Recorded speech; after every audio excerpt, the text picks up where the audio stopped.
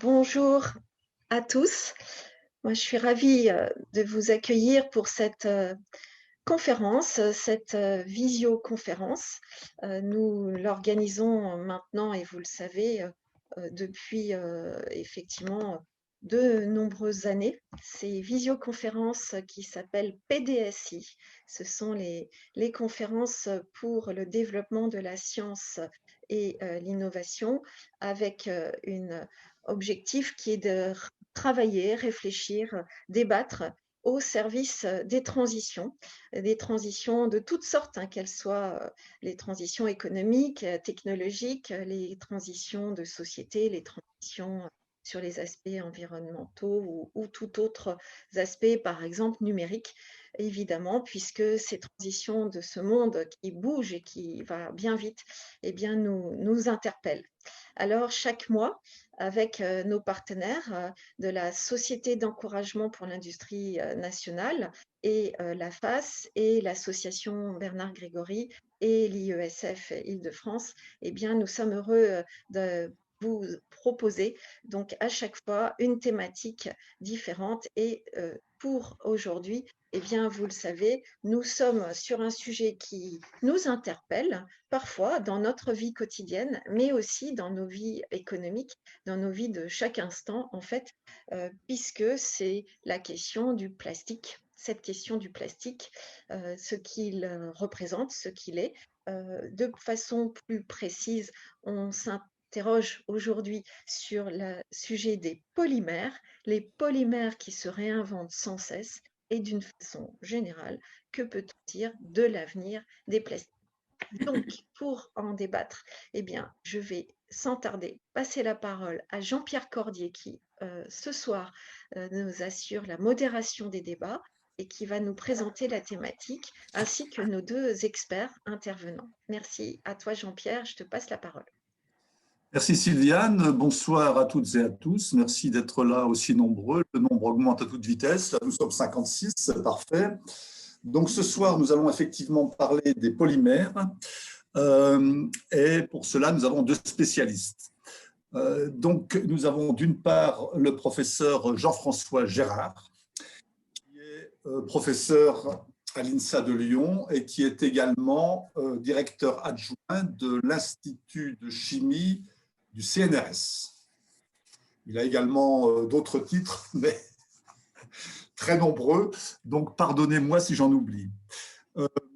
Le second spécialiste sera le professeur donc Alain Marty.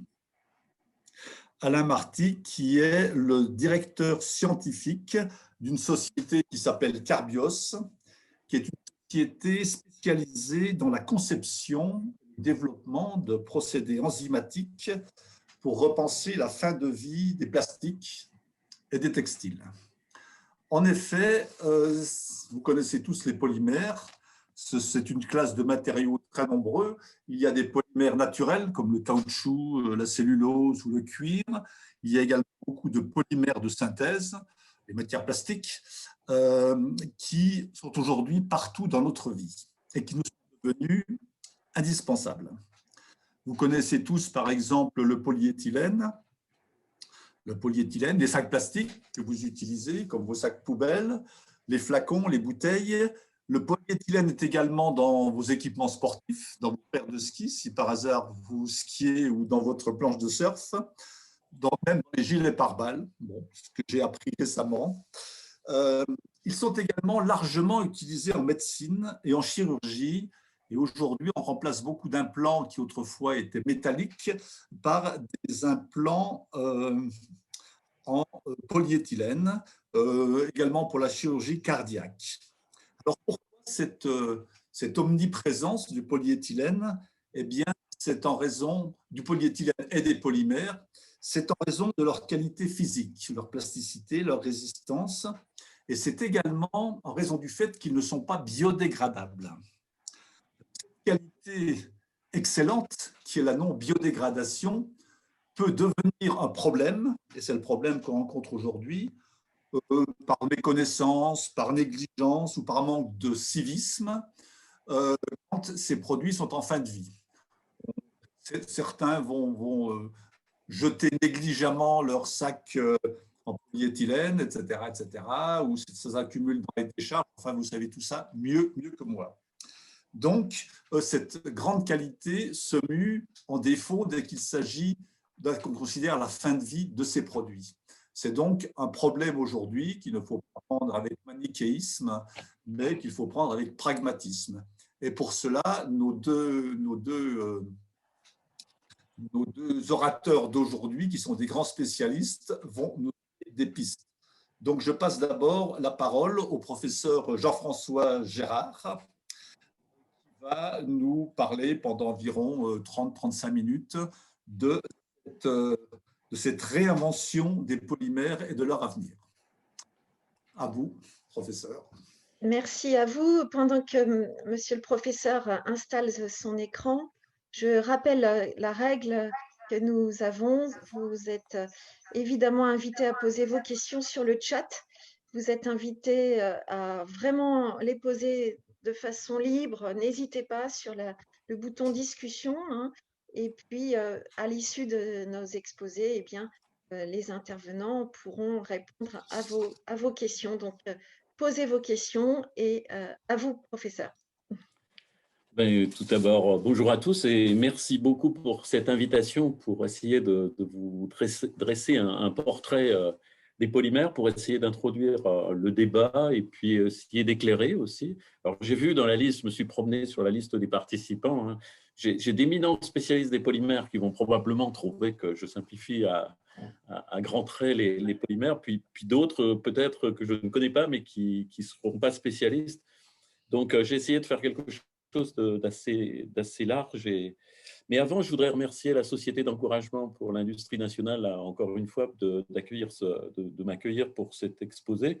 J'ai découvert la Société d'encouragement pour l'industrie nationale à cette occasion. Et j'ai découvert, et j'étais très impressionné par les anciens présidents, et j'ai vu des noms illustres passer avec, pour moi, des noms qui parlent, puisque un certain nombre, par exemple, de chimistes ou de physiciens en fait, ont été présidents de cette société. Donc, merci encore. Et puis, le regret, bien entendu, c'est de ne pas avoir pu donner cette conférence dans votre magnifique siège à Paris. Je suis dans le 16e arrondissement, au siège du CNRS actuellement, mais je me dis qu'un jour, j'irai écouter une conférence chez vous, bien entendu. Alors, il se trouve que c'est une bonne occasion parce qu'en fait, 2020 et 2021, parce que en fait, l'année 2020, on peut la considérer comme une année un peu entre parenthèses. L'année 2020 était une année particulière puisque c'était une année où on fêtait en fait un peu partout dans la communauté scientifique les 100 ans en fait des polymères. Et puisque en fait, c'est en 1920 qu'à Fribourg, en fait, on avait le professeur Staudinger, donc, qui a été prix Nobel en 1953. Et il a eu ce prix Nobel, je lis, pour ses découvertes dans le champ de la chimie macromoléculaire. Donc, dans la communauté polymère, on signe en fait le début de l'histoire des polymères avec Staudinger en 1920. C'est quelqu'un qui a découvert énormément de choses et qui a laissé son nom à une réaction célèbre, la réaction de Staudinger. C'est aussi une occasion en France, puisqu'en fait, en France, exactement il y a 50 ans, en fait, était créé le groupe français des polymères, qui est une division de la Société chimique de France, a été créé par les deux pères, j'allais dire, quelque part, des polymères en France. C'est donc Georges Champtier, dont vous connaissez en fait les lieux d'exercice, puisqu'il a été directeur de l'École supérieure de physique, chimie et industrielle de Paris, en fait, jusqu'en 1975. Il a été aussi directeur adjoint du CNRS dans les années 50. Et c'est quelqu'un qui a beaucoup travaillé sur des polymères et des polymères naturels, dont on parlera un petit peu, en particulier la cellulose. Et beaucoup de choses ont été faites là-dessus. Et le premier ouvrage, en fait, assez didactique et pédagogique sur les polymères, on parle toujours du Champtier-Monnery, donc comme l'ouvrage de référence qui est sorti à la fin des années 60. Et puis, c'est aussi Charles Sadron, qui est à ses côtés, que vous découvrez ici, qui est, lui, plutôt le physicien des polymères et qui a, en fait, travaillé beaucoup plus sur les macromolécules biologiques et qui a un parcours très intéressant. En fait, c'est un professeur de Strasbourg qui a été interné à Buchenwald en fait, pendant la Deuxième Guerre mondiale et qui a travaillé dans une usine et tout le monde connaissait sa réputation dans le domaine de la physique. Et on dit que von Braun lui a proposé de venir travailler. Il a refusé, en fait, absolument. Et c'est devenu quelqu'un d'extrêmement important pour la communauté des polymères, puisqu'il a créé le premier grand laboratoire en fait, de recherche sur les macromolécules, sur les polymères à Strasbourg, qui est aujourd'hui l'Institut Charles Sadron, qui porte son nom. Et je vous invite tous à découvrir en fait, la richesse des polymères dans le dernier numéro de l'actualité chimique, où en fait, tout un tas de polyméristes ont essayé de décrire de manière assez simple, en quelques pages, les grandes familles de polymères, les grandes questions posées par les polymères, les grandes avancées, les grandes utilisations, etc. Donc, je vous invite à feuilleter ce double numéro de l'actualité chimique qui est très intéressant pour découvrir le monde, la richesse et toute la problématique des polymères dont on va essayer de passer en revue. Alors, simplement quelques chiffres pour planter le décor. Aujourd'hui, on produit à peu près dans le monde 400 millions de tonnes de polymères chaque année, de plastique chaque année. J'ai toujours tendance à plastique et polymère, vous verrez que je jongle entre ces deux mots. Je préfère parler de polymère plutôt que de plastique parce que sous le mot plastique, on y a déjà mis un certain sens. Et vous allez voir que c'est beaucoup plus large que ce que l'on peut connaître directement, en fait, parce que si on regarde les polymères que l'on a autour de nous, en fait, donc 400 millions de plastiques, vous voyez que la production attendue, en fait, n'est que croissante dans les années à venir. Et simplement, bon, si on a des tendances un petit peu de tendance un peu plus réduite, ça ne fait que réduire cette croissance, mais la demande va être extrêmement importante et vous allez comprendre pourquoi, parce qu'elle ne se limite pas justement aux polymères que l'on trouve autour de nous en très très grande quantité. Simplement une ordre d'idée, vous voyez qu'en haut, le pourcentage en fait, de polymères qui sont produits dans le monde en pourcent, en fait, dans le monde. Et vous voyez qu'aujourd'hui, c'est effectivement du côté de l'Asie et de la Chine en particulier que la production de polymères se fait. Alors, quels sont les polymères que l'on rencontre? En fait, je pense que si on doit retenir quelque chose sur le panorama des polymères, c'est la figure de droite en fait, qui vous représente les différents types de polymères. Alors, c'est des acronymes que vous connaissez, le PEBD, PEHD, on y reviendra, mais où le PP, c'est les grands polymères, ce qu'on appelle les polyoléfines, donc le polyéthylène, basse densité, le polyéthylène haute densité, le polypropylène, le polystyrène expansé, le PVC, le PET. Vous voyez qu'en fait, la taille des cercles, des disques est proportionnelle en fait à leur présence, à leur utilisation. Et vous voyez que ce sont ces grands polymères, quelques grands polymères, en fait, des polyoléfines, qui ont généralement les prix les plus bas aussi, que l'on rencontre et que l'on utilise essentiellement en fait, dans deux domaines que sont en fait, le packaging et puis la construction. En fait. Et puis, bien entendu, on en retrouve dans plein d'autres utilisations. Et que les autres types de polymères, en fait, eh bien, sont des polymères qu'on utilise après dans des fonctions plus particulières comme l'automobile, l'électronique, l'industrie électronique et d'autres, et en moindre mesure. Donc, il faut avoir ça en tête parce que ça veut dire que la production en fait, de polymères, 400 millions, en fait, plus de la moitié, voire les 2/3, en fait, correspondent à des polymères de très grande diffusion qu'on appelle des polymères de commodité. On va le retrouver tout à l'heure, d'ailleurs, dans la conférence de M. Marty sur la partie polyéthylène terephthalate. Alors, je vais essayer de vous tracer un petit peu la place des polymères aujourd'hui, qui sont-ils, mais aussi les replacer dans une approche plus systémique. En fait, c'est ça qui, je pense, qui est nécessaire pour que le débat sur les plastiques, mais aussi sur plein d'autres domaines scientifiques, techniques, technologiques de notre société, en fait, soit replacé. C'est dans une approche beaucoup plus systémique. et je l'ai replacé dans une approche de démarche d'économie circulaire où en fait, je vais revenir sur un schéma beaucoup plus simple et dédié aux polymères, mais où les principes sont assez simples. C'est d'essayer de l'avenir, en fait, c'est d'essayer de préserver au maximum le capital naturel en utilisant le moins d'énergie, le moins de ressources, etc., voire d'utiliser des ressources renouvelables. Le deuxième principe, c'est d'optimiser en fait le rendement de ces ressources, que ce qu'on en fait, et d'avoir le meilleur rendement possible autour de ces ressources utilisées.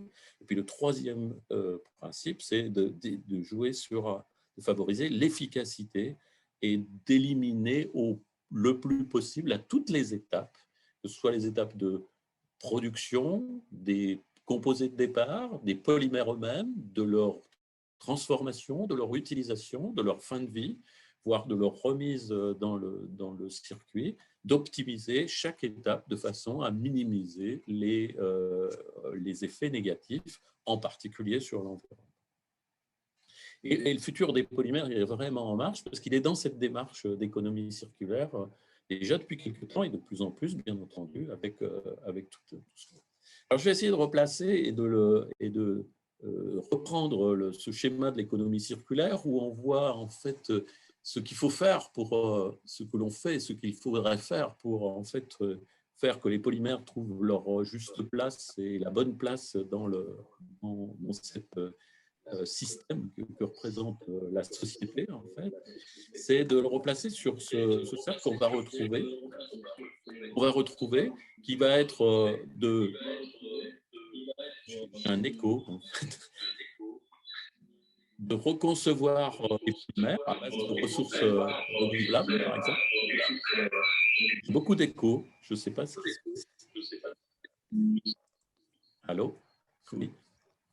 Il faudrait que les participants pensent à couper leur micro, s'il vous plaît.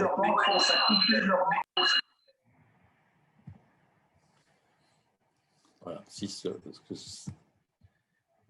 donc, c'est concevoir des polymères à partir de ressources qui sont renouvelables le plus possible, d'intégrer les étapes de fin de vie en concevant ces polymères et d'intégrer l'analyse, ce qu'on appelle l'analyse de cycle de vie, c'est-à-dire l'analyse complète de ce qui se passe dans la vie depuis la naissance jusqu'à la tombe, comme on le dit, des polymères et des objets qui sont faits en polymères, de repenser leurs procédés de formulation et de mise en forme. On voit qu'il y a énormément d'avancées dans ce sens afin d'économiser de l'énergie, afin d'économiser de la matière, afin d'économiser des solvants, d'assembler pour en particulier économiser de l'énergie, et puis éventuellement donc, de personnaliser les productions pour les adapter à l'usage qui va en être fait spécifiquement, et en particulier d'apporter aux polymères, vous allez voir, c'est vraiment quelque chose qui est plus qu'en marche. Hein. Il y a déjà plein de choses qui sont faites et qui vont dans ce sens, c'est-à-dire d'apporter des fonctionnalités supplémentaires, ce qu'on appelle une multifonctionnalité, et voire d'avoir des matériaux dits intelligents à partir de polymères qui vont pouvoir répondre à des stimuli externes. Vous allez voir des choses qui peuvent être extrêmement simples. D'être capable aussi, dans la démarche d'économie circulaire, il y a l'étape aussi de réutilisation et de réparation. On peut le concevoir aussi au niveau du matériau lui-même, des polymères, en étant capable de se réparer ou de se réparer sous l'effet d'un stimulus externe, ou au contraire, de s'auto-réparer tout seul sans même avoir un stimulus. Et puis de pouvoir être réutilisé avec toute la problématique du recyclage, c'est là-dessus que je vais commencer, à la fois sous la forme initiale et sous d'autres formes pour d'autres usages, et d'essayer ainsi de minimiser l'empreinte. Donc on va essayer de voir un petit peu ce qui se passe dans ces différentes étapes finalement qui représentent la vie de notre polymère, sa conception, son utilisation, son devenir, etc. Je vous propose de commencer par ce qui en fait est dans l'esprit de chacun quand on parle des plastiques, entre guillemets, c'est la problématique du recyclage. Les mots ont été prononcés au moment de l'introduction, donc on parle immédiatement de recyclage, de dégradation, etc. Alors, quelle est la situation actuelle du recyclage? La situation aujourd'hui en Europe, enfin en 2018, c'était une situation où on a en pourcentage, à peu près, donc on recycle à peu près 30 millions de tonnes de polymères collectés, avec des croissances de collecte qui sont de plus en plus importantes, en fait, avec aussi des effets politiques aussi, ou géostratégiques, on allait dire, puisque par exemple la Chine, en 2018, voire même 2016, a banni l'importation donc sur son territoire de déchets. Donc il a fallu aussi que les États autres prennent en charge, et l'Europe en particulier, prennent en charge une partie de ce recyclage. Donc aujourd'hui, pour l'Europe, c'est en gros 33% qui sont recyclés, 40%, un peu plus de 40% qui sont brûlés, entre guillemets, pour pouvoir retrouver de l'énergie ou transformer sous une forme qui permet de produire de l'énergie. Et puis, une part encore importante qui part en décharge. C'est une situation qui est très, très différente d'un pays à l'autre.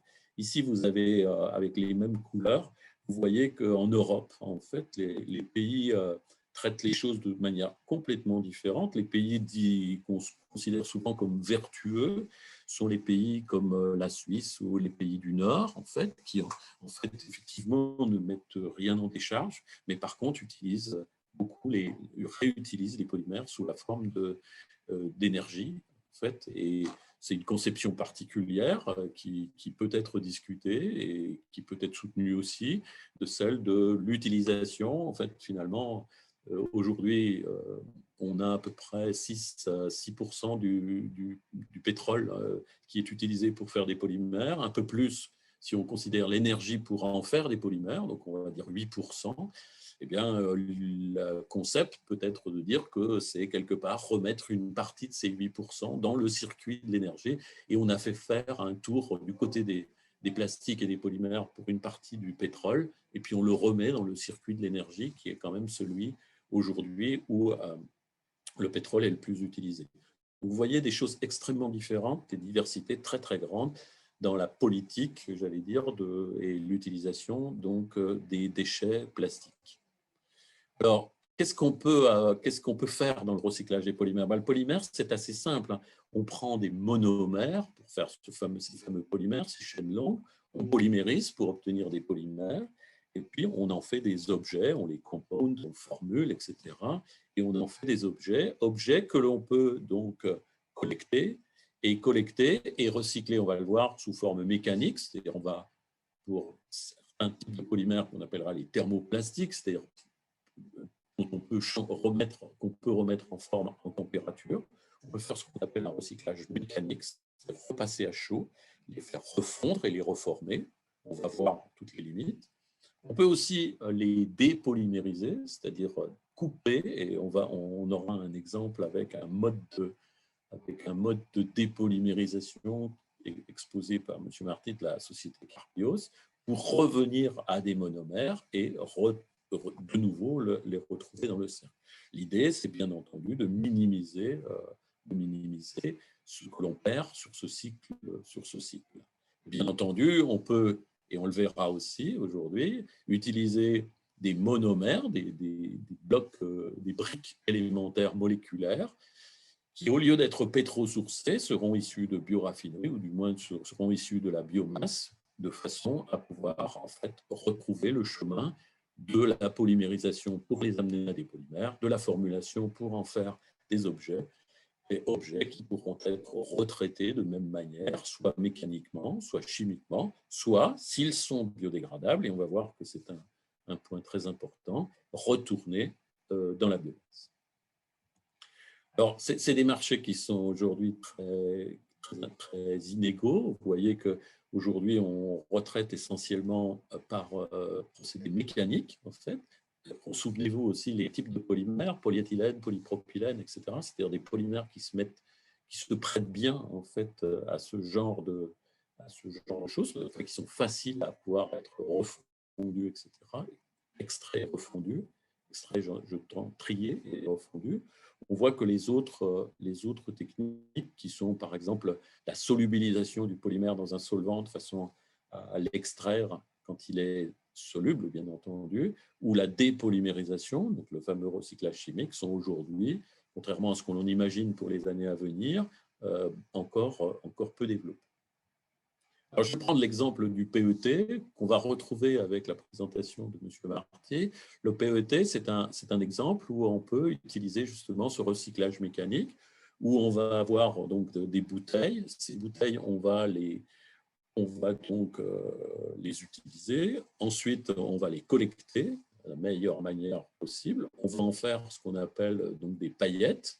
Ces paillettes, on va les remettre dans ce qu'on appelle une extrudeuse, c'est-à-dire une vis chaude dans laquelle on va faire circuler ces paillettes qui vont fondre. On va en profiter pour extraire un certain nombre de composés. On va en profiter pour les filtrer aussi, de façon à retrouver un polymère qui est notre polyéthylène terephthalate. Sauf qu'il faut avoir en tête que toute opération en température sur un polymère conduit à sa dégradation, à la dégradation de ses propriétés. Et donc, on a des étapes qui sont des étapes, par exemple ici, de ce qu'on appelle la polymérisation à l'état solide. Je vais essayer de mettre un pointeur, qui sont la polymérisation à l'état solide. Donc, on repasse en température pour avoir des chaînes qui vont avoir ce qu'on appelle donc l'augmentation de leur masse molaire, c'est-à-dire de leur longueur, pour pouvoir en refaire un matériau qui est pertinent pour revenir dans le circuit de réutilisation des bouteilles, mais aussi du textile, mais aussi des scraps de colis, etc. Donc, c'est des choses qui sont industriellement matures aujourd'hui et avec des installations industrielles qui tournent là-dessus. Alors, bien entendu, tout ça, toutes ces étapes, ce n'est pas des étapes neutres, c'est des étapes qui coûtent en énergie, qui coûtent éventuellement aussi en traitement des eaux, quand on va nettoyer et on va voir que c'est des choses qu'on va retrouver un peu plus loin, quand on va nettoyer le polymère avant de le retraiter en température. Donc, le PET, c'est un polymère qu'on peut recycler mécaniquement, on le voit ici, avec un recyclage en boucle fermée, soit pour revenir sur les mêmes objets qu'au départ, soit pour revenir sur d'autres objets. Je vous ai parlé de recyclage, par exemple, d'une partie des bouteilles qu'on peut réutiliser pour faire du PET pour faire des bouteilles, mais on en fait aussi des textiles, les fibres polyester, on en fait aussi d'autres objets. Et puis, bien entendu, comme je l'ai exposé, on peut avoir le recyclage chimique. On en entendra parler avec un recyclage, j'allais dire biotechnologie, par la société Carbios, mais ça fait appel à beaucoup de chimie aussi, la chimie, parce qu'il faut intensifier les procédés pour qu'on ait quelque chose de pertinent économiquement. Donc, l'intensification des procédés en chimie, elle se fait beaucoup à travers la catalyse, en fait, de façon à avoir des catalyseurs très efficaces dans la dépolymérisation à des températures sur des temps qui sont pertinents. Et comme je vous l'ai dit, on peut utiliser aussi des dépolymérisations enzymatiques et vous en aurez une présentation plus exhaustive juste après.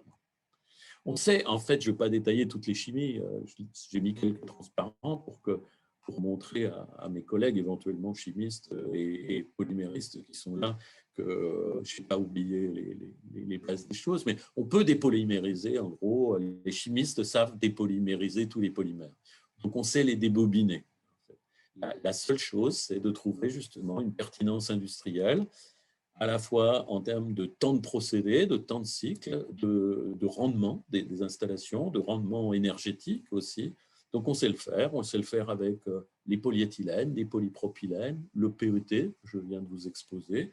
Et puis, on sait faire avec d'autres choses. Aujourd'hui, il n'y a pas forcément encore un développement important de ce recyclage chimique. Pourquoi? Parce que il coûte en installation industrielle, il coûte en énergie, et peut-être des pressions comme par exemple la nécessité de réutiliser 100% partie ou 100% de polymères d'une utilisation comme le packaging dans le packaging va nécessiter de développer des installations industrielles parce que le recyclage chimique est le seul à pouvoir garantir finalement la pureté et l'innocuité des matériaux qu'on va pouvoir refaire avec cela. En effet, avec le recyclage chimique, on peut toujours se poser la question, en fait, avec le recyclage mécanique, on peut se poser la question de la présence de polluants, en fait, qui restent sur les produits qu'on l'on traite. On sait le faire avec des polymères, on sait le faire aussi avec des polymères, on ne va pas dépolymériser, mais on va simplement les solubiliser, donc en particulier le polychlorure de vinyle. Le polychlorure de vinyle qui est un polymère en fait que l'on connaît bien dans le bâtiment, ce sont tous les tuyaux, que l'on connaît bien aussi dans le bâtiment aussi avec les fenêtres.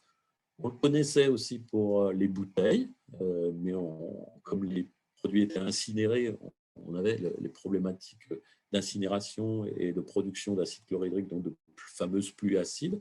Donc aujourd'hui, il y a un recentrage du PVC qui est un matériau excellent pour faire des choses sur le bâtiment, mais aussi pour des applications médicales, comme par exemple les poches de fluides de sang, etc. Et ça, on le solubilise, donc on vient le solubiliser dans un solvant, et on va le faire précipiter pour ne récupérer que le polymère. Donc c'est quelque chose qui est très bien connu et qui est développé industriellement. Le polystyrène est dans la même situation. On peut le faire assez facilement aussi en particulier, il y a des installations industrielles aujourd'hui avec le polystyrène expansé, le EPS, qui en fait, que vous avez tout autour de vous, à la fois dans le bâtiment pour l'isolation, mais aussi dans le calage dans les colis, etc. Donc des déchets qui sont encombrants en termes de volume, mais qui sont assez faciles pour retrouver le polystyrène, le polymère initial de départ.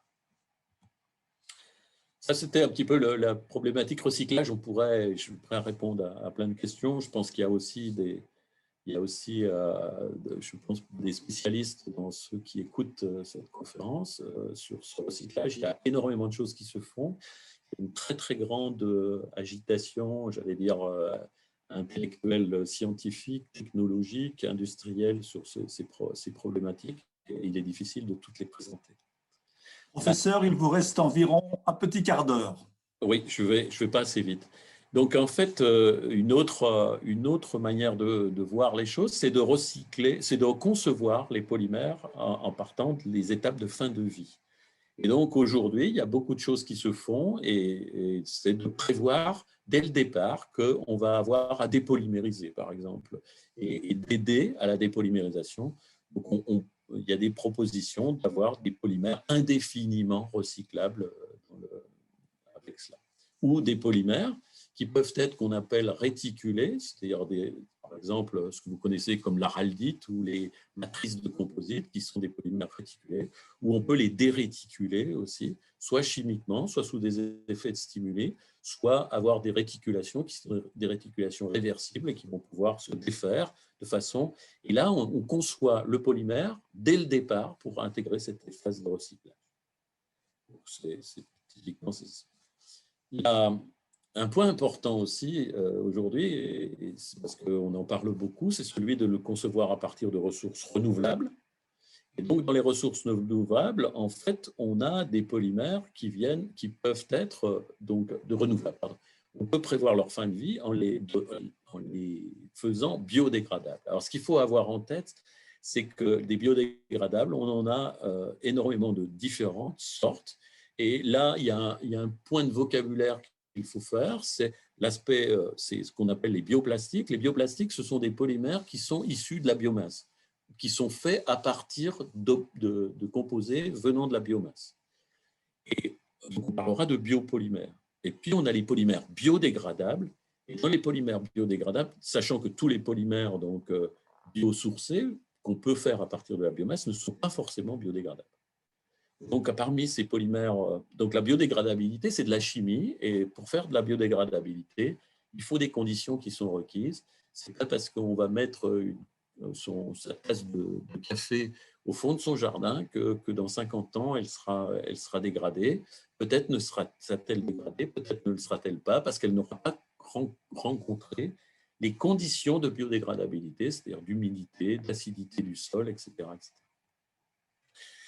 Les polymères biodégradables, on peut les faire produire aussi par les bactéries. Il y a aujourd'hui beaucoup de choses qui se font à partir donc, de ce qu'on appelle des polyesters bactériens, avec des installations industrielles et là aussi des procédés qui sont en cours de développement ou qui, voire même, sont déjà déployés pour faire produire par les bactéries en fait, des polymères et pouvoir les utiliser ainsi dans le packaging, dans l'emballage, mais aussi dans le biomédical.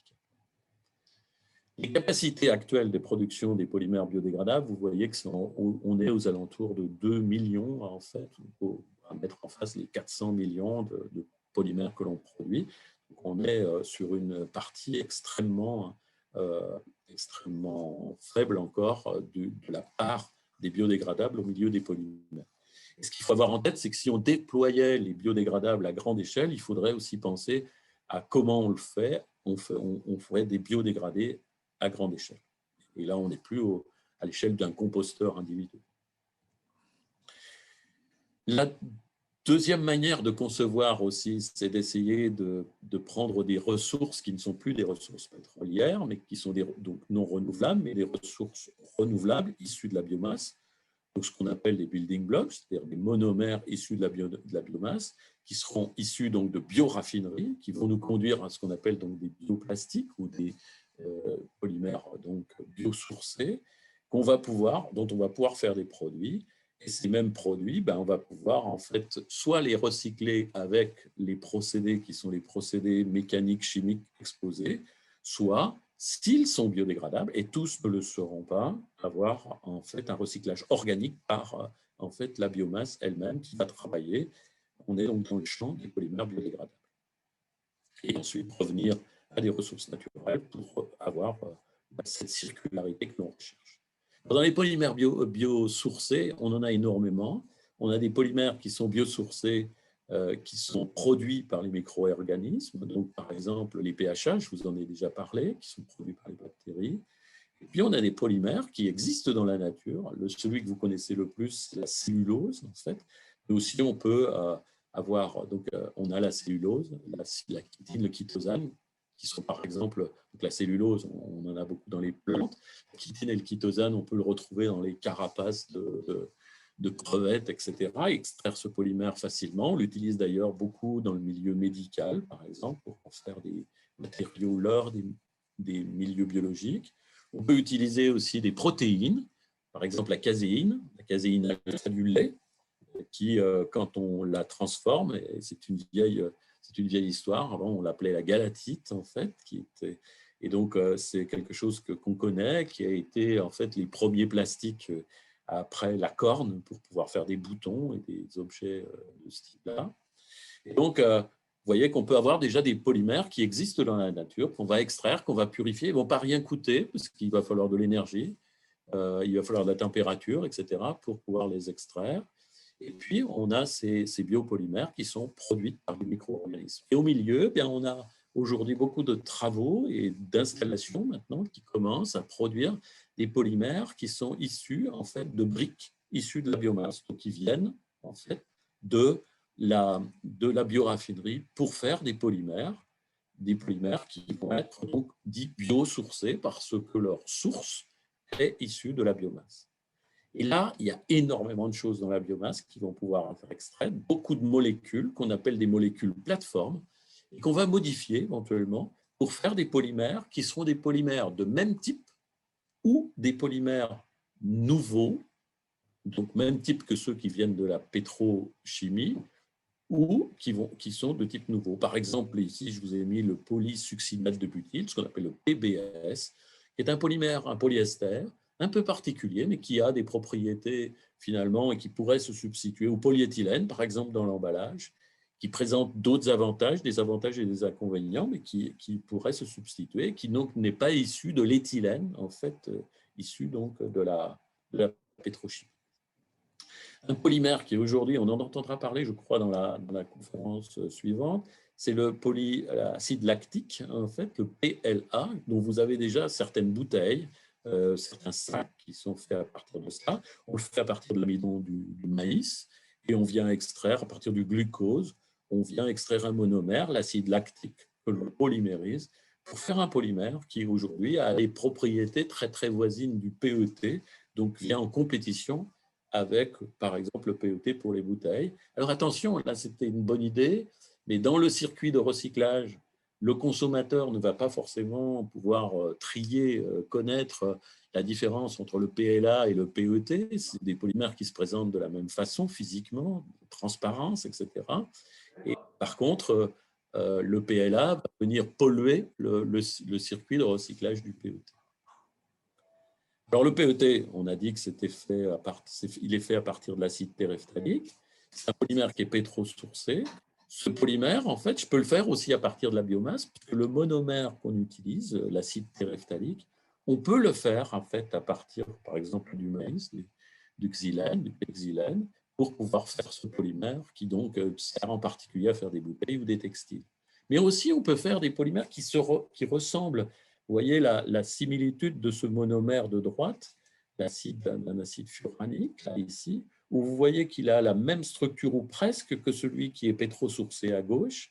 Et tout cela, il est issu du fructose, en fait, des déchets du bois. Et on va pouvoir faire un polymère, le PEF, en fait, qui sera encore un autre type de polymère, avec un très voisin, en fait, en propriété du PET, voire un peu meilleur dans des propriétés barrières au gaz, par exemple, et qui va pouvoir venir en compétition, là aussi, avec le polymère PET, aujourd'hui essentiellement pétrosourcé.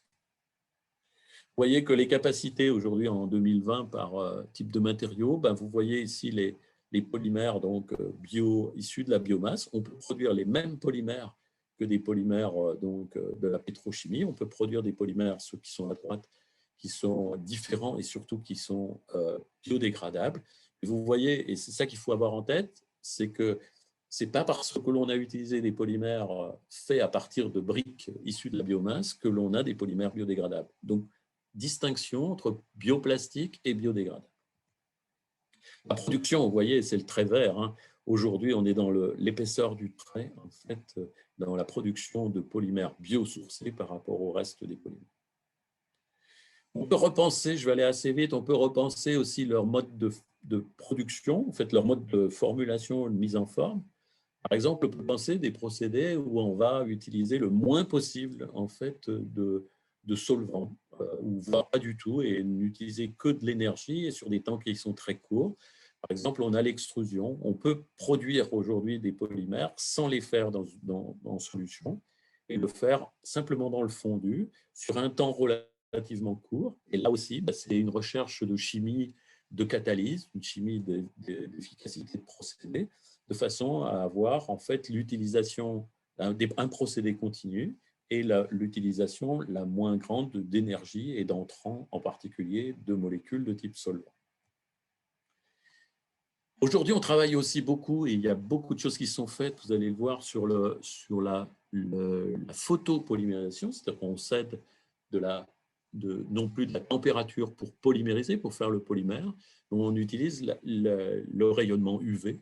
Et le rayonnement UV, on peut faire des polymérisations, si on s'y prend bien, en quelques secondes, en fait, ou dizaines de secondes, contrairement à des polymérisations qui vont se faire sur des temps extrêmement longs. Et faire directement, en fait, l'objet. Et c'est en particulier toutes les techniques, une des techniques qui est utilisée pour ce que tout le monde connaît comme l'impression 3D, ce qu'on appelle la stéréolithographie, où on a en fait l'impression de l'objet directement, et puis d'autres procédés qui sont des procédés peu consommateurs, mais surtout qui sont des procédés très versatiles, où là, on ne fait pas l'objet forcément en grande série, mais même si on cherche à produire, à aller plus vite avec ces mêmes procédés, on essaye de produire en fait l'objet designé exactement pour ce que l'on va en avoir comme usage, y compris la couleur, etc., la couleur que veut le consommateur. Une des dernières choses, c'est aussi concevoir, et là on commence à avoir des matériaux qui sont capables de se réparer ou de s'auto-réparer.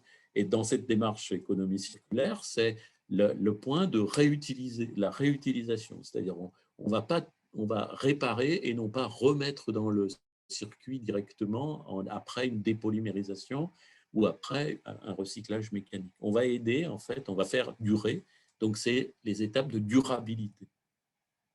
Et donc, beaucoup de choses sont faites pour, par exemple, les matériaux composites, les matériaux structuraux ou les peintures. On va, en fait, on a tout un tas d'astuces pour faire que le polymère, en fait, la couche, le revêtement, l'objet s'auto-répare en fait avec une température relativement basse. Eh bien, on guérisse en fait des fissures.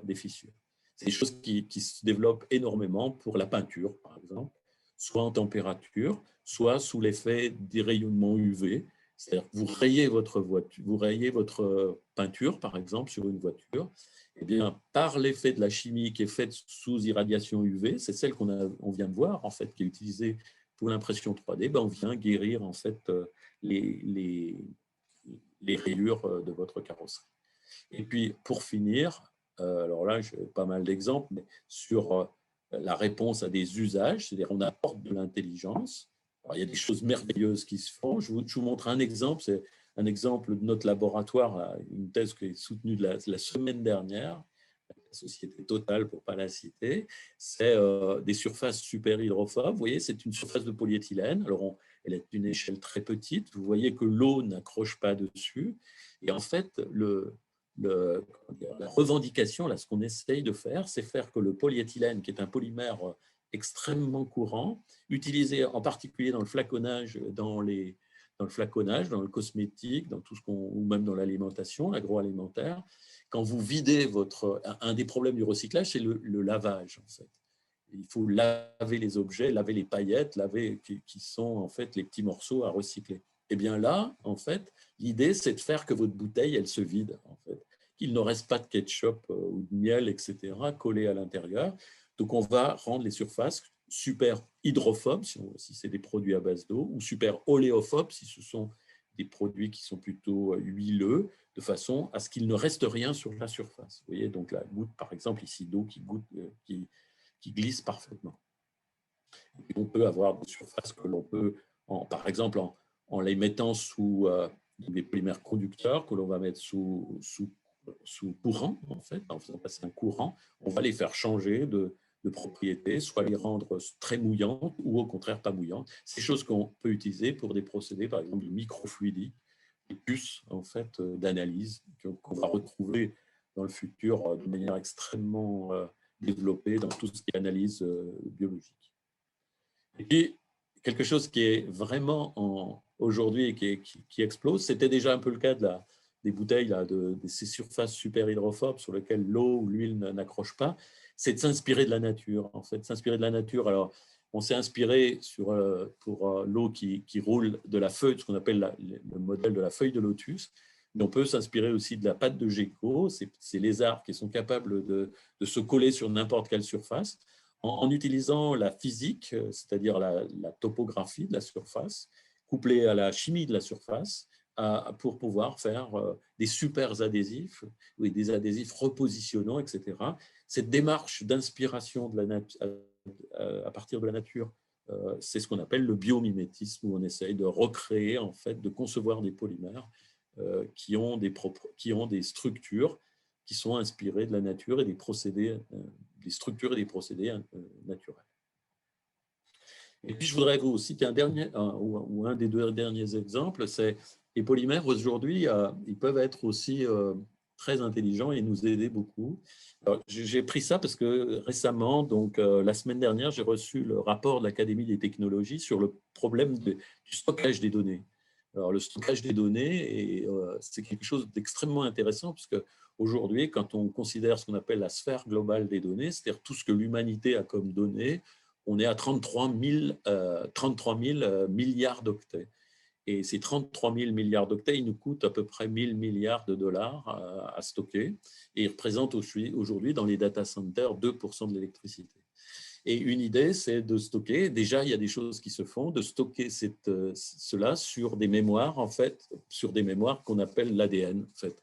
Et l'ADN, il est extrêmement stable. Et donc, vous savez que l'ADN, c'est une séquence d'acides aminés, qui vont vous représenter les 1 et les 0, ce qu'on appelle les bits, en fait, dans le stockage des données. Là, l'idée, c'est de stocker sur des molécules, en fait, donc de l'ADN, et de séquencer l'ADN pour pouvoir le lire derrière, les données. Et on peut faire la même chose avec des polymères, puisqu'en fait, les polymères, c'est quoi? C'est pas des acides aminés, mais on a tous les monomères possibles. Donc, si on est capable de faire ce qu'on appelle la chimie de précision, on est capable de décrire en polymérisant, en faisant nos chaînes, on est capable de décrire des 0 et des 1 et de stocker sur une molécule de polymère, extrêmement stable également, elle, les données en fait, de l'humanité, de les relire après avec les techniques de spectroscopie qu'on connaît pour les polymères, qu'on connaît pour l'ADN, et d'avoir ainsi un stockage permanent, puisque vous savez que l'ADN, l'ADN c'est un polymère, et ces polymères-là aussi peuvent passer des centaines de milliers d'années sans être détruits. Je vais passer très vite, mais les polymères aujourd'hui, on les retrouve essentiels dans plein d'applications. C'est l'organique, c'est le photovoltaïque organique, par exemple, où vous savez que c'est un challenge que d'aller vers l'utilisation de toute cette énergie qui tombe sur Terre, qui est l'énergie solaire, où on va pouvoir, où on veut récupérer avec des rendements qui soient des bons rendements, et on commence à avoir, et avec des polymères qu'on appelle des polymères conjugués, on arrive à avoir des utilisations aujourd'hui industrielles dans le photovoltaïque organique et plus largement dans l'électronique organique imprimée, tous ces supports souples que vous avez autour de vous. Et puis, on les retrouve aussi dans tous les vecteurs énergétiques, c'est l'hydrogène. L'hydrogène, c'est la production de l'hydrogène dans des électrolyseurs où il y a des membranes polymères qui savent conduire les protons en fait, qui sont à l'intérieur du milieu, parce qu'ils ont des structures particulières, parce qu'on sait les faire comme ça, parce qu'on sait les faire plus durables encore. Donc il y a plein de choses qui se font là-dessus. Donc sur les fameuses piles à combustible, on les retrouve dans le stockage et dans le transport de l'hydrogène. Parce que vous savez que par exemple, transporter de l'hydrogène, faire des pipes d'hydrogène, ça paraît évident comme ça, mais c'est pas simple parce que l'hydrogène fragilise les aciers. Donc, les polymères sont d'excellentes alternatives pour pouvoir en fait remplacer l'acier pour le transport de l'hydrogène. Vous allez les retrouver de plus en plus autour de vous. Vous en avez déjà dans certains écrans, dans certains dispositifs. C'est des polymères qui, sous l'effet, par exemple, d'une contrainte mécanique, quand vous allez appuyer dessus, vont générer en fait un courant électrique, ou inversement, un courant électrique va générer un mouvement, et on va avoir ainsi des polymères qui vont pouvoir participer à ce qu'on appelle l'énergie harvesting, c'est-à-dire la récupération d'énergie ou la transformation de l'énergie en un autre. Donc, je termine très vite. Où il y a de vrais challenges aussi pour les polymères, c'est de répondre à des fonctionnalités, c'est l'allègement des structures. Aujourd'hui, les polymères tiennent une place extrêmement importante dans les matrices de composites qu'on retrouve aussi bien dans l'aéronautique, dans l'éolien, que dans l'automobile, où il y a énormément de composites pour alléger les véhicules qui du coup vont émettre moins de CO2, voire pas du tout si on a des véhicules avec des piles à combustible, etc. Et ça, c'est quelque chose auquel ils sont extrêmement importants. Et puis, les polymères, ils peuvent aussi se transformer en d'autres types de matériaux, comme par exemple les fibres de carbone, ou à partir de la cellulose ou du polyéthylène. On pense aujourd'hui faire donc ce sont des précurseurs à ce moment-là, des fibres de carbone, pour des applications composites beaucoup plus grande utilisation et grand public. Et puis enfin, c'est le recyclage, encore une fois. Le recyclage, ici à droite, vous voyez un site d'enfouissement des pales éoliennes. Les pales éoliennes, aujourd'hui, elles sont essentiellement enfouies, ce qui est une aberration. Et donc, ce que j'ai pu vous dire sur les polymères qu'on saurait démonter, en fait, c'est quelque chose qui en fait, permettrait de faire une valorisation, qu'on saurait dépolymériser, on pourrait avoir une valorisation de cela. Bien entendu, des procédés qui sont des procédés simples. Je voudrais terminer par le même schéma. Vous voyez que les polymères participent à l'économie circulaire, en fait, et peuvent encore, compte tenu de tout ce qui se fait dans les laboratoires, dans les centres de recherche, dans les halles technologiques, etc., et dans l'industrie, répondre de plus en plus aux exigences de l'économie circulaire. Et j'aime bien cette formule aujourd'hui où les polymères peuvent être réellement des matériaux durables au bon sens du terme et sûrs. Et c'est en les designant, c'est par leur design que l'on peut faire les choses. Et puis, dernier mot, c'est que c'est essentiel, c'est qu'on doit expliquer ce que sont les polymères, leur place dans la vie de tous les jours, leur place, leur utilisation. Il y a vraiment des choses à faire en direction de la société et au sein de la formation et de l'éducation même. Voilà, je vous remercie, j'ai été trop long, et j'espère que ça suscitera des questions. Merci, professeur. Vous avez été un petit peu plus long que votre temps imparti, mais c'était absolument passionnant. Et j'ai eu quelques commentaires durant votre exposé, dont un vous fera plaisir, vous redonner espoir dans l'avenir des plastiques. Donc, c'est très bien. Et effectivement, bon, je suis loin d'être spécialiste, j'ai appris beaucoup et c'était vraiment extrêmement intéressant. Donc maintenant, nous allons passer la parole au professeur Alain Marty de la société Carbios, qui va nous parler de la dépolymérisation enzymatique du PET, dont vous avez parlé. Et donc, je passe la parole au professeur Marty. C'est à vous. Et je crois que vous avez environ un quart d'heure. Bonjour, merci de votre invitation. J'espère que je vais être aussi passionnant que Monsieur Gérard.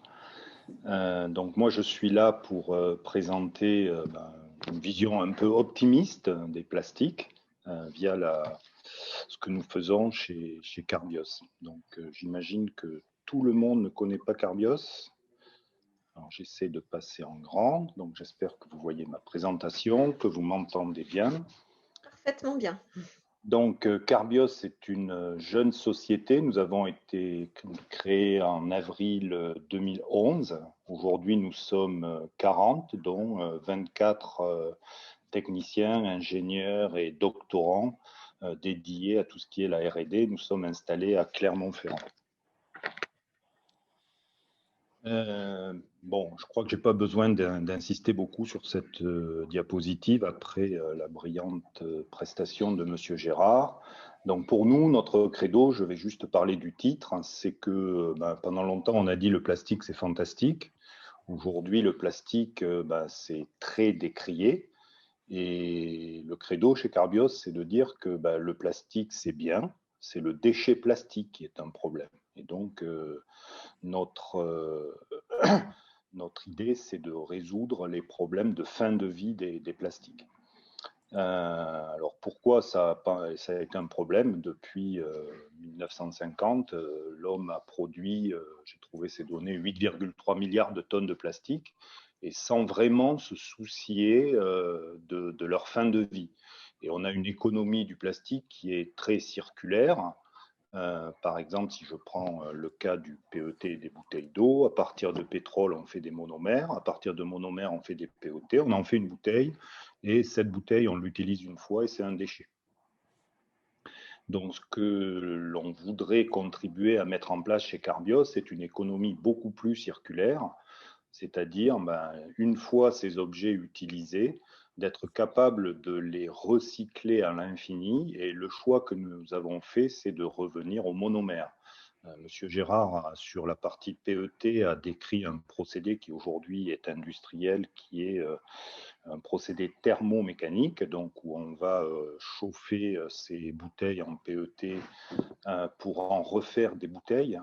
Alors, moi, j'appelle, alors c'est très très bien, hein, mais j'appelle ça de la réutilisation, parce que, in fine, l'objet finira comme un déchet.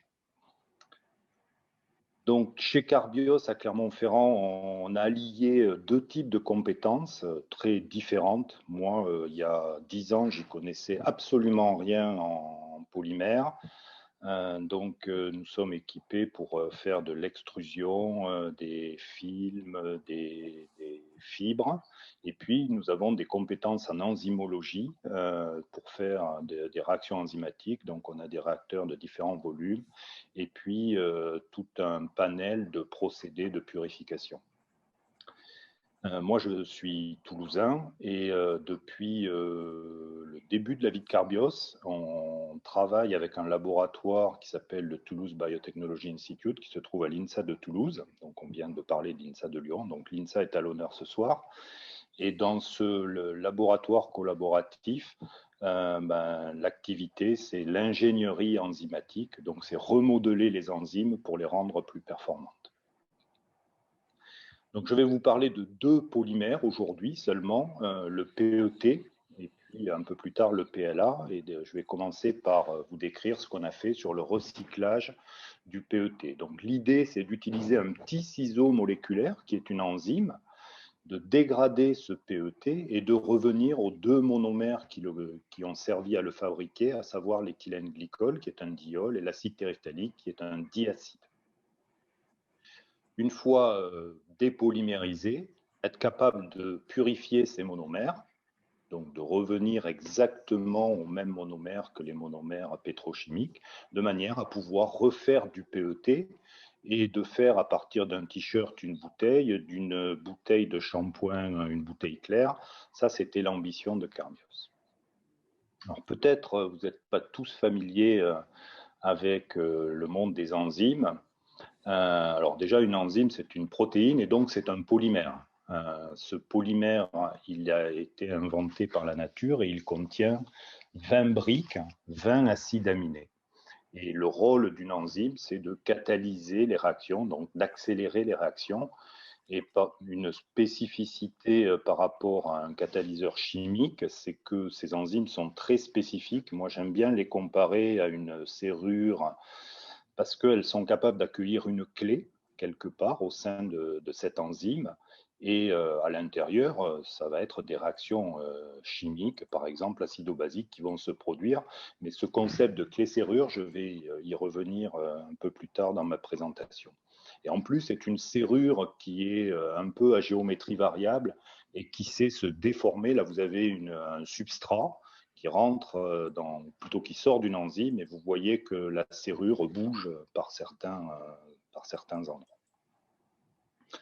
Donc ici, j'ai représenté notre enzyme avec en vert et rouge un brin de PET qui vient se loger au sein de cette structure dans un sillon.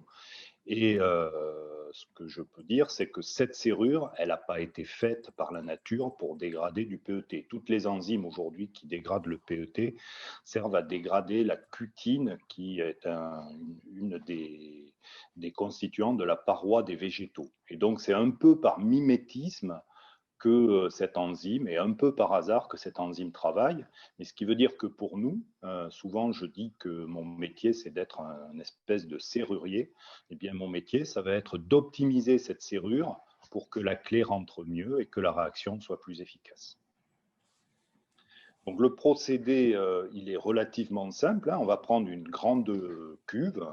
Au niveau industriel, ce sera des cuves de 400 ou 500 mètres cubes. On y met nos déchets plastiques qui peuvent être issus de bouteilles ou de textiles, puisque 2/3 du PET sert à faire des textiles, c'est ce qu'on appelle le polyester. On va rajouter de l'eau, et uniquement de l'eau, et puis une enzyme. Et la sélectivité dont je parlais de cette enzyme évite d'avoir un tri très sophistiqué, puisque c'est elle qui va faire le tri. L'enzyme que l'on a développée n'est capable que de dégrader le PET. Et on est aussi capable de dégrader des matériaux complexes, tels par exemple, une bouteille de Perrier, qui est souvent faite de 2 couches de PET et à l'intérieur d'une couche de polyamide pour assurer la barrière au CO2. On travaille à faible température, typiquement aux alentours de 60 degrés, à pression atmosphérique et sans utiliser aucun solvant dans le procédé.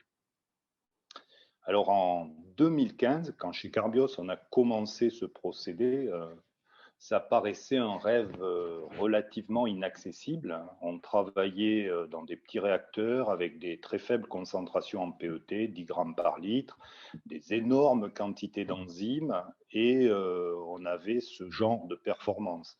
Donc au bout de 16 semaines, par exemple, on avait 3% de dégradation du PET, donc on était loin d'avoir des performances permettant d'envisager une industrialisation un jour. Si on regarde aujourd'hui nos compétiteurs dans le monde, il y a eu une enzyme qui a fait beaucoup de buzz pour les scientifiques. Cette enzyme a fait l'objet d'articles dans Science, dans Nature, dans PNAS, et ils avaient à peu près, ils ont encore aujourd'hui les performances que je mentionnais sur le graphe à droite. Si je vais vite, aujourd'hui, je pense que ce rêve devient une réalité. Il reste encore du travail, mais aujourd'hui, on travaille dans des réacteurs de 1 mètre cube. On a des quantités de PET dans ce réacteur qui sont très élevées, de l'ordre de 200, 300, 400 grammes par litre. Et puis, on met aujourd'hui très peu d'enzymes dans ce réacteur, à peu près 1 pour 1000. Et aujourd'hui, nos performances sont de 90% de dégradation en 10 heures et on est capable de convertir les 100% en quelques heures de plus. Donc ça fait des productivités qui sont de l'ordre de 15 grammes d'acide téréphthalique par litre et par heure. À titre de comparaison, la dégradation de la cellulose, après des décennies de travail, on est à 0,5 grammes par litre et par heure. Et très franchement, au tout début de ce projet, jamais j'aurais imaginé qu'on puisse atteindre ce type de performance. En avril de l'année dernière, alors non, pardon, je vais trop vite. Donc pourquoi Comment on a réussi? Déjà, un petit message, c'est que souvent, on réussit quand on travaille aux interfaces entre différentes sciences. Et ici, c'est la science des polymères et l'enzymologie. Je pense que moi, je suis un enzymologiste et si j'avais géré ce projet tout seul, jamais je n'y serais arrivé. Donc, comment on a fait? On a screené des micro-organismes capables de dégrader ces plastiques. On a identifié les enzymes. On les a produites, ces enzymes, de manière efficace. Et puis surtout, notre métier, comme je le disais tout à l'heure, on s'est attelé à remodeler complètement ces enzymes pour les rendre plus performantes. Je ne vais pas faire beaucoup de science, mais en gros, on a utilisé 2 stratégies. Une première, ça a été de dire il faut que ces enzymes soient capables de travailler à la température de transition vitreuse de ce PET, qui est à peu près un peu moins de 80 degrés, de manière à profiter de la flexibilité de ce polymère à cette température-là. Et donc, par des outils bioinformatiques, on a rigidifié la structure de ces protéines de façon à augmenter leur thermostabilité et d'être capable de travailler aussi près que possible des 78 degrés. Et aujourd'hui, on travaille à 72 degrés. Et puis, on a déterminé au rayon X la structure de cette protéine par des moyens bioinformatiques. On a identifié le site d'arrimage du PET et ce qui a été décidé, c'est de le remodeler entièrement pour qu'il accueille au mieux cette chaîne de PET. Donc, on a trouvé que 50 acides aminés étaient en contact avec cette clé, le PET, et notre stratégie, c'est un par un, on les a remplacés par les 19 autres possibles, puisque je vous ai dit que dans la nature, il y avait 20 acides aminés. Donc, on a créé un petit millier de variants, et puis ensuite, on les a screenés avec une plateforme robotique à Toulouse pour leur activité de dégradation du PET. Et ensuite, ce qui a été fait, c'est qu'on a combiné les meilleures mutations. Et on a ainsi obtenu 7 enzymes très performantes qui étaient à la fois très thermostables et qui étaient un ciseau moléculaire très performant. En avril 2020, on a été assez fiers que ces travaux de remodélisation de cette enzyme soient acceptés par la fameuse publication Nature, et on a été encore plus fiers de faire la couverture de ce journal. Aujourd'hui, on est capable de dégrader tous ces objets, donc des barquettes, des bouteilles colorées, opaques, des textiles et des objets multicouches. Notre enzyme est très résistante, elle résiste à peu près à tout. On n'a pas trouvé de molécules inhibant cette enzyme à ce jour. Et puis, on s'est attaqué à créer cette fameuse boucle fermée, c'est-à-dire d'être capable, par exemple, à partir d'une bouteille colorée ou d'une fibre, de refaire une bouteille claire. Et donc, on a développé un procédé de purification des 2 monomères, donc l'acide téréphthalique en haut, qui est un solide, le monoéthylène glycol, qui lui est un liquide, que l'on a purifié. On a été capable de refaire du PET de haut poids moléculaire et de refaire une bouteille claire, que ce soit à partir des flex colorés à gauche ou de déchets de textile. Donc, par exemple, voilà 3 bouteilles qui ont été faites, à gauche à partir de PET commercial, à gauche à partir de PET issu de recyclage de textile et à droite de bouteilles colorées. Et les gens avec qui on travaille, Nestlé par exemple, n'ont vu aucune différence sur ce PET durant les étapes d'injection et de soufflage de ces bouteilles. Donc aujourd'hui, on en est à l'échelle pilote, hein, donc à l'échelle de 1 mètre cube, où on développe ce procédé à Clermont-Ferrand. Et demain c'est en septembre, on aura un démonstrateur industriel qui sera à l'échelle de 20 mètres cubes pour ce qui concerne le réacteur, qui a été designé par Technip. Et notre ambition, c'est d'avoir une première unité industrielle qui traitera à peu près 50 000 tonnes de déchets PET en fin 2024. Alors, je ne sais pas où j'en suis du temps, mais je vais essayer de consacrer quelques minutes. Ça va être beaucoup plus court à un autre sujet qui nous a aussi beaucoup occupé chez Carbios, qui est… Il vous reste entre 5 et 10 minutes, parce que nous sommes en pleine science-fiction, donc c'est absolument passionnant, donc allez-y. Ah, bon, il m'en faudra beaucoup moins. Donc, c'est pour vous parler d'un autre polymère qui est le PLA. Alors, le PLA, Monsieur Gérard en a dit déjà 2 mots. C'est un polymère très intéressant. Alors, c'est parmi les polymères, j'espère que je ne dis pas d'erreur, mais sinon, Monsieur Gérard me corrigera. C'est un des polymères biosourcés les plus utilisés. C'est à peu près, si je me souviens bien, 300 000 tonnes par an. Alors, c'est bien loin des 70 millions de tonnes du PET. Mais par exemple, par rapport au PHA, c'est beaucoup plus gros. Et c'est fait à partir de la biomasse. Donc, comme il a été dit, à partir de sucre, on va faire de l'acide lactique et on va polymériser cet acide lactique. C'est un polyester aussi. Souvent, on dit que ce PLA est biodégradable, ce qui n'est pas tout à fait vrai. Si vous prenez un objet en PLA et que vous le mettez dans votre compost au fond du jardin, moi j'ai une maison dans le Lot, j'ai fait l'expérience, il se passe absolument rien. Le PLA est biodégradable dans des composteurs industriels et à une température supérieure à 60 degrés. J'aurais tendance à dire qu'en dessous de 60 degrés, on peut le considérer comme non biodégradable. Et voilà le type d'objet que l'on peut faire en PLA. Donc ça va de sacs. Alors ce n'est pas des sacs à 100% PLA, c'est souvent mélangé à du PBAT. Mais on peut faire des capsules de café ou des pots de yaourt pour remplacer le polystyrène. Je crois que j'ai une petite animation, puisque j'ai du temps, alors je vais en profiter. Donc voilà, l'enzyme qui vient dégrader ce PLA, libérer l'acide lactique, et à peu près tous les micro-organismes du sol ont des activités de dégradation de l'acide lactique, et donc on va faire du CO2. Ce qui n'est pas grave, puisque dans ce cas-là, pour faire des sucres et de la biomasse, on a consommé du CO2. Donc cette fois-ci, c'est une boucle fermée. Alors, pas aussi noble, je dirais, que le recyclage, mais c'est une boucle fermée sur le CO2. Donc, par exemple, l'idée, ce serait que ce pot de yaourt, qui aujourd'hui est en polystyrène, soit en PLA. Or, il y a déjà des pots de yaourt en PLA. Nestlé et Danone les commercialisent. Mais l'idée, ce serait maintenant de les rendre biodégradables. Alors, l'idée qui a été choisie, ça a été de dire, on va mettre l'enzyme capable de dégrader ce PLA dans le polymère directement.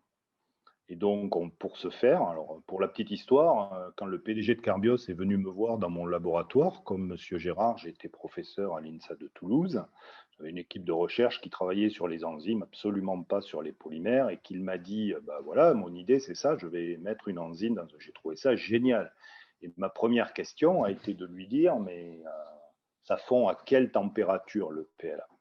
Et donc, quand il m'a répondu 170 degrés, immédiatement, il a vu sur ma figure que j'étais très dubitatif. Et effectivement, pour moi, c'était absolument impossible qu'une enzyme résiste à ces températures-là pendant 3-4 minutes. Bon, on a quand même commencé à travailler, et comme il fallait que je fasse une histoire courte, je ne vais pas vous raconter l'histoire, ce sera peut-être pour une autre fois. Mais finalement, on a réussi. c'est-à-dire on est allé chercher des enzymes dans des micro-organismes thermophiles qui vivent au fond des océans à des températures supérieures à 100 degrés, et donc qui ont des enzymes qui sont quand même capables de résister à des températures très élevées. Alors elles n'étaient pas très efficaces, donc on les a rendues beaucoup plus efficaces avec à peu près la même stratégie que celle que je vous ai décrite. On a aussi beaucoup travaillé sur l'extrusion, de manière à introduire cette enzyme, à la protéger, à diminuer le temps de contact entre l'enzyme et les températures élevées. Et aujourd'hui, ces procédés sont commercialisés par notre joint venture qui s'appelle Carbiolis. Le nom de ce produit, c'est Evanesto. L'enzyme, elle est produite par le numéro 1 mondial de la production d'enzymes, qui est Novozymes, des Danois. Et ce qui nous permet d'avoir une solution avec un PLA qui est biodégradable et compostable. Voilà, j'en finis avec quelques remerciements et je voudrais remercier les gens déjà de TBI, hein, on ne les oublie pas. Il y a une équipe de chercheurs sur l'ingénierie, la modélisation des enzymes remarquable à Toulouse. Et donc, ils nous ont beaucoup aidés et au travers de ce laboratoire collaboratif, toutes les instances, l'INRA, le CNRS, Novozymes, qui est aujourd'hui notre partenaire privilégié pour produire nos enzymes. Et sur le projet PET, L'Oréal, Nestlé Water, PepsiCo et Suntory qui nous aident à créer la chaîne de valeur autour de ce recyclage du PET, donc des collecteurs jusqu'aux producteurs de PET, et qui testent nos PET, qui nous posent aussi plein de problèmes techniques, hein. Ils rajoutent dans leurs bouteilles de plus en plus de choses, et on doit vérifier que nos enzymes sont capables de résister à des anti-UV ou des colorants très spécifiques. Je finirai en vous remerciant pour être encore là si tard un jeudi soir, alors que les restaurants sont ouverts. Merci beaucoup. Merci beaucoup, professeur. Un second message, un second exposé aussi passionnant que le premier et qui a généré également un certain nombre de questions. Alors, les questions, j'en ai pas mal. Donc, je vais commencer par une question qui est la suivante. On parlait tout à l'heure d'hyperhydrophobie. Cette fonction est-elle obtenue uniquement par la chimie des polymères ou par l'ajout d'additifs? Je crois que c'est pour le professeur Gérard. Il faut ouvrir votre micro, professeur. Excusez-moi. En fait, la superhydrophobie, surtout quand on s'inspire de la feuille de lotus, en fait, sur laquelle l'eau roule, hein, c'est vraiment le modèle utilisé. C'est à la fois un petit peu de chimie, c'est-à-dire qu'on va prendre des polymères qui n'aiment pas l'eau par nature, en fait, ou on va les rendre hydrophobes, comme l'on dit, hydrophobes, c'est-à-dire aimant peu l'eau. Par exemple, vous connaissez déjà le téflon aussi, par exemple, ou même le polyéthylène, en fait, d'un sac, n'aime pas l'eau, mais on va le texturer en surface. C'est-à-dire que la nature, elle ne fait pas seulement de la chimie, elle fait aussi de la topographie. C'est-à-dire qu'elle fait des rugosités à différentes échelles, le plus souvent, et créant ainsi ce qu'on appelle un tapis de fakir, en fait, sur lequel l'eau n'a pas envie de venir s'étaler. Donc, c'est le principe de design de surface. Donc, ça se fait un petit peu avec la chimie, en choisissant le bon polymère ou en le modifiant, et en le texturant, c'est-à-dire en s'arrangeant pour lui créer une rugosité à une échelle micrométrique, nanométrique qui va conduire cela. Il y avait une deuxième question qui était sur est-ce qu'on peut l'étaler sur des surfaces? Ben oui, c'est un petit challenge. Alors, ça me permet de vous inviter à suivre l'équipe d'Aviron, en fait, en 2024 de France, puisqu'en fait, il y a un grand programme qui s'appelle Science 2024, qui est de façon à faire que nos équipes de France gagnent plus de médailles. Donc, nous participons à un challenge où on est en train d'essayer de faire un revêtement, justement, sur la surface des bateaux d'aviron pour diminuer non plus cette fois-ci la mouillabilité, etc., mais améliorer la traînée un petit peu de la même manière, c'est-à-dire en s'inspirant de la... Et l'idée, c'est de savoir déposer sur un bateau, en fait. Donc, Je crois que la question, elle était pour des lunettes. Ben, on sait le faire, en fait. On sait le mettre sur n'importe quelle surface, ce genre de choses, en gardant les propriétés de l'objet sur lequel on le dépose, c'est-à-dire la transparence, le caractère lisse, sa forme, etc. Donc, voilà. Donc, je vous invite, suivez attentivement l'équipe d'Aviron 2024 et je vous promets qu'ils vont faire des choses extraordinaires grâce à notre revêtement super hydrophobe, en fait, qu'on est en train de mettre au point. Bien, acceptons-en l'augure. Oui, ça sera sans doute une médaille pour la France. Une question, professeur Marty. Est-ce que l'intelligence artificielle de dernière génération peut être un accélérateur d'enzymatic engineering à court terme? Et ensuite, quelle est l'influence de la taille des particules de PET sur la cinétique de dépolymérisation? Alors, je ne suis pas un grand spécialiste de l'intelligence artificielle. Alors, de dernière génération, je ne sais pas, mais oui, en fait, il y a deux grandes techniques pour faire évoluer des enzymes. C'est soit on laisse faire le hasard et on trie, ou soit un peu ce qu'on a essayé de faire, c'est-à-dire de plus réfléchir en amont. Et l'intelligence artificielle peut être une technique. Imaginez une protéine, ça a 300 acides aminés. Et il y a 300 acides aminés en moyenne, et il y a 20 possibilités pour chaque position. Donc, ça fait 300 à la puissance 20 solutions. Donc, oui, on peut utiliser, oui, c'est inimaginable. Donc, on peut utiliser de l'intelligence artificielle pour essayer d'aller plus vite à trouver des solutions efficaces. Et l'influence de la taille des particules, c'est une très bonne question. Alors, ce n'est pas forcément la taille des particules qui est importante, c'est la surface d'échange entre l'enzyme et le polymère. Donc, soit on peut faire des particules les plus fines possibles, hein, c'est un moyen d'augmenter la taille, soit de faire des particules millimétriques, mais expansées, qui est une autre manière de jouer sur la surface d'échange. Alors, deux autres questions sur le même sujet. L'enzyme est-elle utilisable plusieurs fois? Et ensuite, une question différente. Quid de la compétitivité économique du recyclage enzymatique? Alors, pour la première question, l'enzyme que l'on a développée, elle a une thermostabilité extraordinaire, hein. Les enzymes, ce n'est pas fait pour travailler à si haute température. Et donc, oui, en théorie, elle peut être, enfin pas en théorie, en pratique aussi, elle peut être utilisée plusieurs fois. Après, c'est un calcul économique qui va dire si oui ou non il y a intérêt. Parce que l'utiliser plusieurs fois, ça veut dire pouvoir la récupérer. Et aller récupérer une enzyme après la dépolymérisation, c'est pas si simple. Et donc, ça a un coût. Et ce coût doit être comparé par rapport au coût du coût de production de l'enzyme. Aujourd'hui, on n'est pas persuadé qu'on a intérêt à aller récupérer l'enzyme. La deuxième question, j'ai oublié. Ah oui, c'était l'économie. L'économie. Alors, je vais répondre de la manière suivante.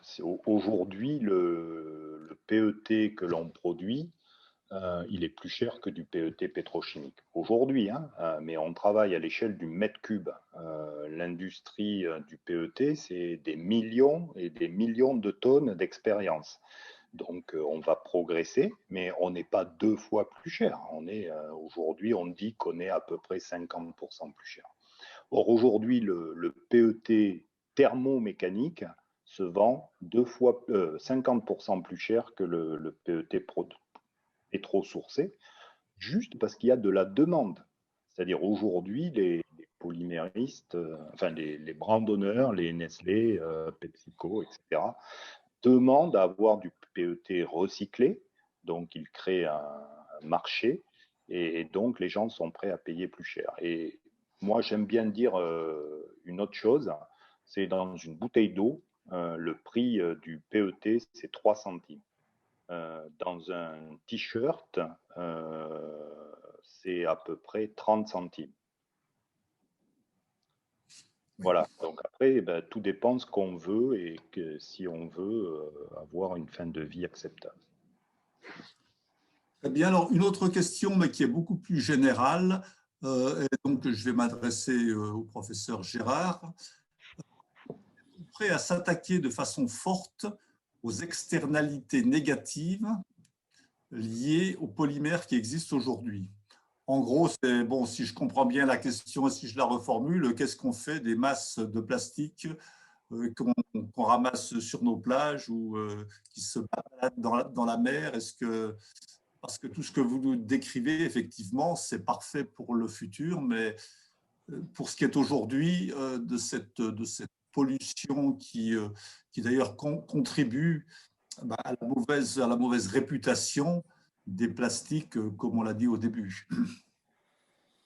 Ouais, c'est une vaste question en fait. Il y a effectivement à préparer le demain avec des polymères qu'on va mieux utiliser. D'abord, des polymères qu'on va mieux utiliser dans des fonctions pour les utiliser sur des fonctions, des objets qui sont plus adaptés en fait et plus comment dire qui auront pris en compte finalement l'analyse du cycle de vie global. Ça, c'est une chose importante. Et donc, utiliser les polymères à bon escient, au bon endroit, sur la bonne chose.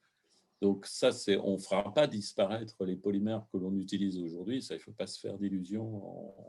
Ou alors, on est sur des échelles de temps extrêmement grandes. La deuxième chose, c'est de prévoir, effectivement, ce que l'on fait, c'est de prévoir le futur quand on utilisera des polymères pour soit le prévoir au niveau du recyclage, on vient de le voir avec différentes manières, et puis de concevoir et la conception même du matériau. Et par ailleurs, donc on a à traiter, et ça c'est une vraie question posée à la société et aux scientifiques, c'est traiter aujourd'hui les déchets d'hier.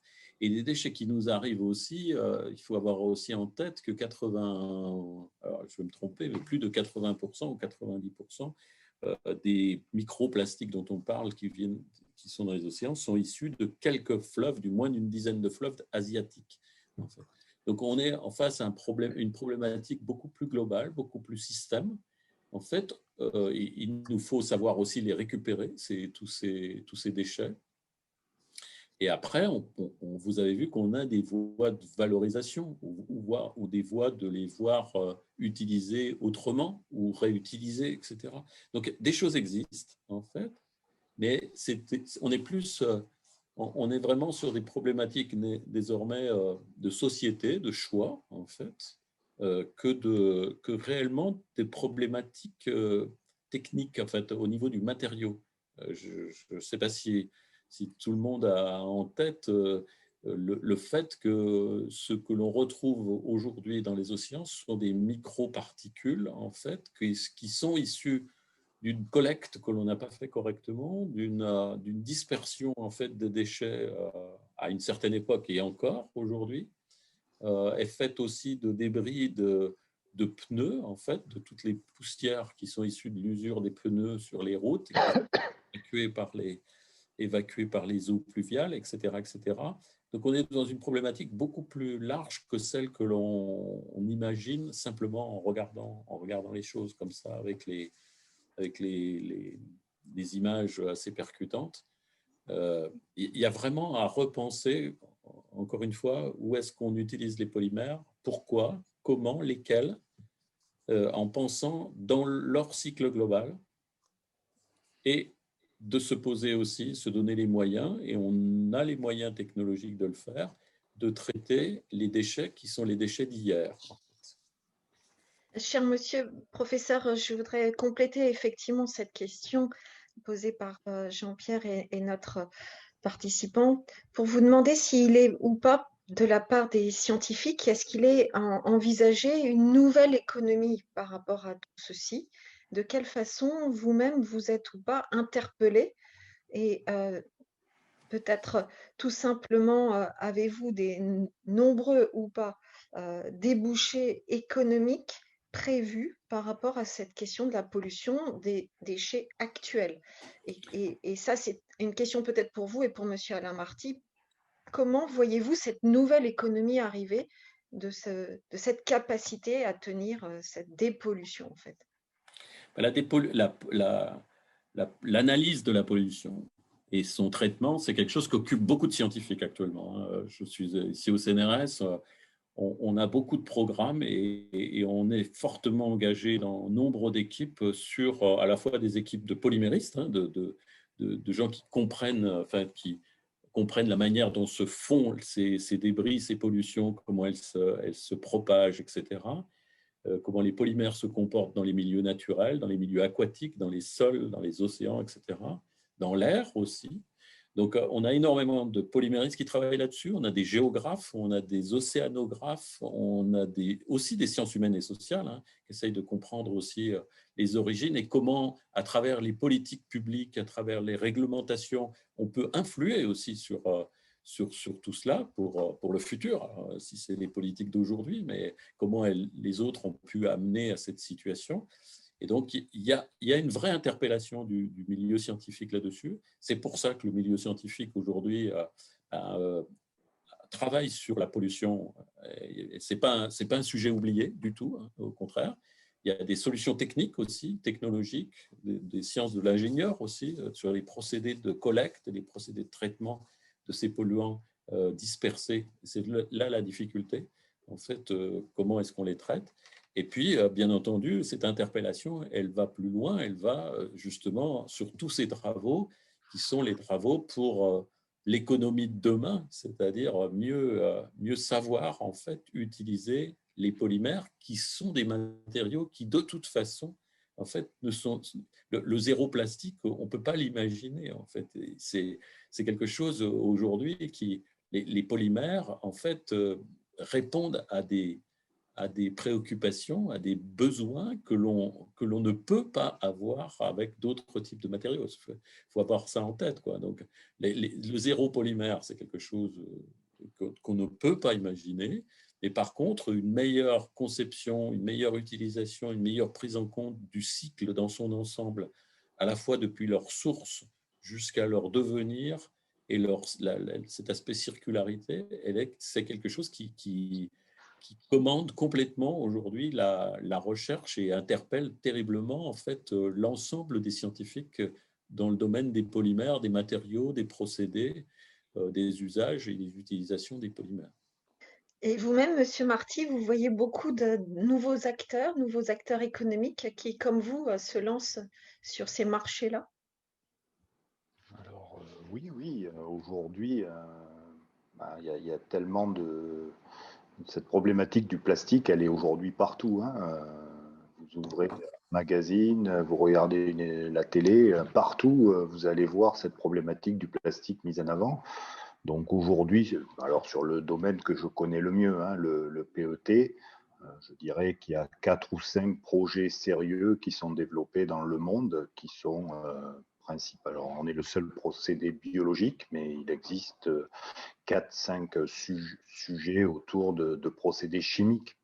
Et moi, j'appellerais pas ça des concurrents. C'est des gens qui vont nous aider à résoudre cette problématique. Le PET, c'est 70 millions de tonnes et Carbios, à court terme, n'a pas la prétention de... Ça fait beaucoup d'usines de traitement.